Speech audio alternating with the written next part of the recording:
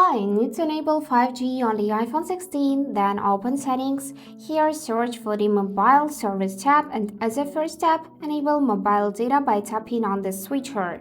And now we are interested in the second section, which is mobile data options. So after that, select the voice and data, and now you can see three options: LTE, 5G on, and 5G auto. So if you want to enable 5G, you just need to select one of these two options.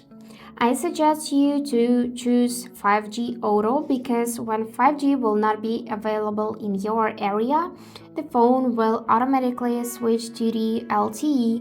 But if you enable 5G on, then when 5G won't be available, it will just turn off the mobile service at all. So it won't switch to the another option such as LTE.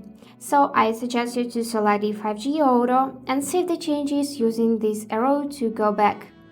And that's it how it works. I hope this video was helpful for you and thank you for watching.